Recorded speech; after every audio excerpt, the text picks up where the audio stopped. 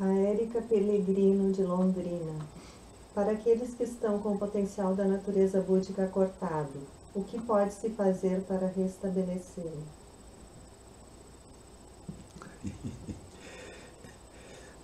O Buda não conseguiu resolver isso com todos os seres. Então, não é uma coisa assim que seja fácil, né? Mas o que o Buda fazia? O Buda explicava as quatro novas verdades. Eu acho que esse é um método muito bom. Eu acho que... Mas o samsara ele é vasto, né?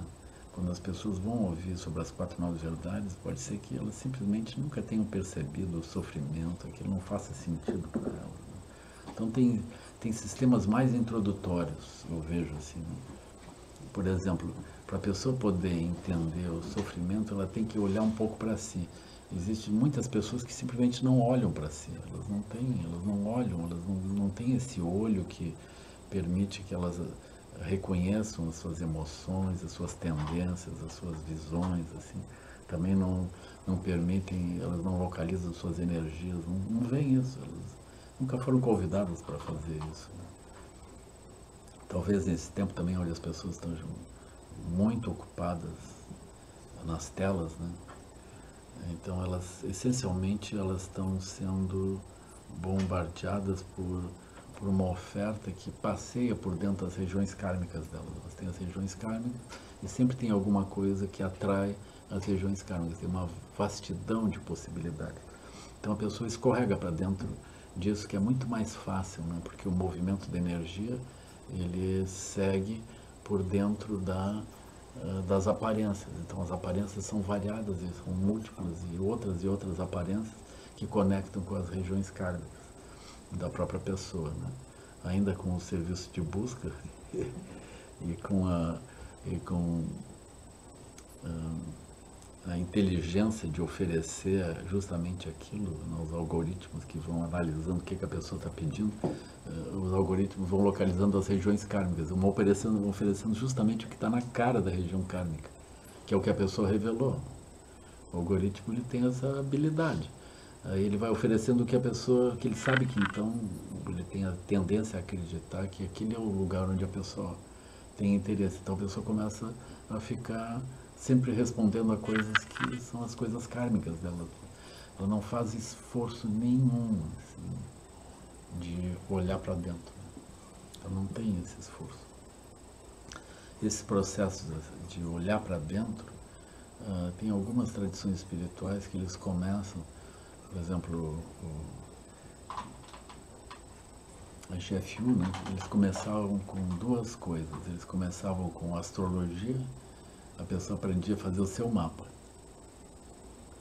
Eu acho isso interessante. Eu nunca andei nessa direção, mas eu acho interessante porque quando a pessoa começa todo mundo tem um auto-interesse, né? Então a pessoa é fisgada pelo auto-interesse. Então vamos ver o que os astros eles revelam para você, pessoal. Para mim, sim, para você. Como é que você é? Que horas você nasceu? Onde que você nasceu, pessoal? Bom, isso tem interesse. Então é um gancho kármico. Aí a pessoa começa a olhar, aí vem uma descrição. Se você tem isso, tem aquilo, então você tem essa tendência. Aí se você tem um ascendente, aí você tem os planetas, aí você tem as casas, aí você tem as quadraturas, tem os trígonos, né? Tem o meio do céu, tem uma porção de aspectos. Cada um deles tem um significado que a pessoa pode ver. Aí ela não tem como olhar aquela descrição sem olhar para dentro de si para ver. Então esse é um ponto interessante.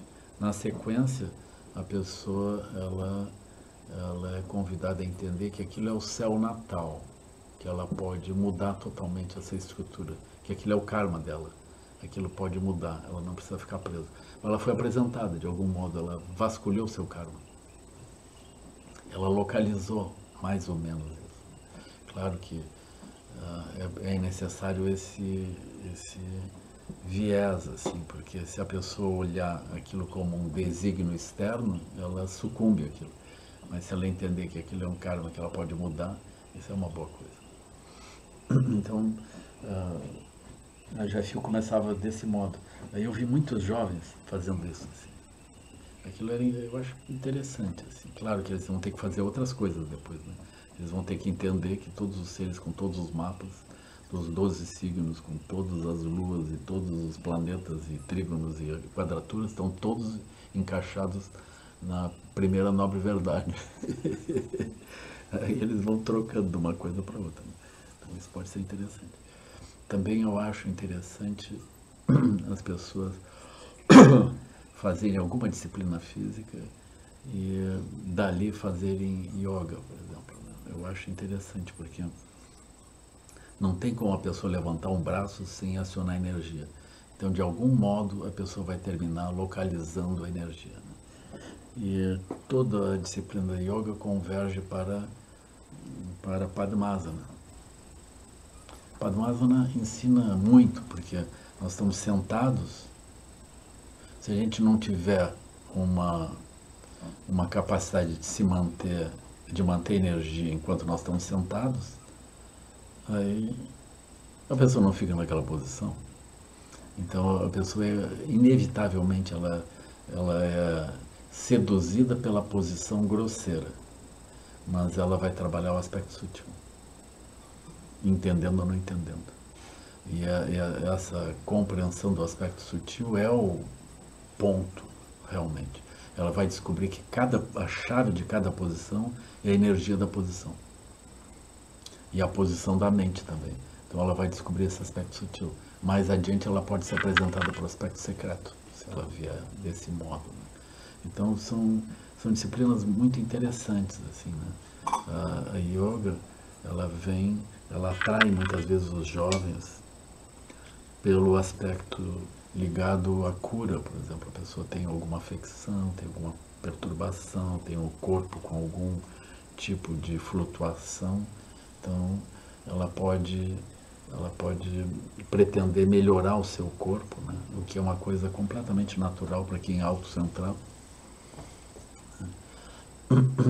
Então essa disciplina ela pode ser muito útil, assim, né? Porque ela pega a pessoa onde ela está, né? Com os obstáculos que ela está, com nenhum tipo de conexão com o caminho espiritual. A pessoa não quer ouvir coisa nenhuma, mas de repente ela começa, ela vai desenvolver uma aptidão que ela não tinha, e ela começa a ver o que ela não via. Ela começa a ver sem aspirar a ver, mas ela começa a ver. Não tem como evitar, né? Então essas coisas elas são interessantes, assim, nesse sentido, né? Essas práticas, elas são práticas introdutórias. As yanas são muitas, então a gente pode começar desse ponto, assim,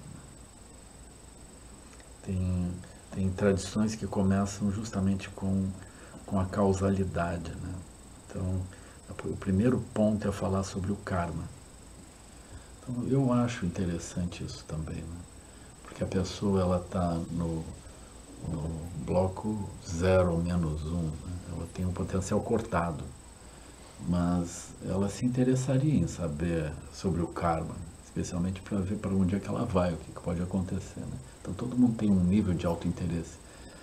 Então esse ponto do karma eu acho interessante, ele é equivalente ao aspecto da astrologia, só que o karma ele dá um direcionamento, a compreensão do karma, né? A compreensão da causalidade dá um direcionamento, enquanto que a astrologia não necessariamente, né? A astrologia é mais livre, assim, sob o ponto de vista ético, moral, como for, né?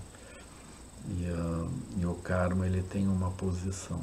Então eu acho que essas formas elas dialogam.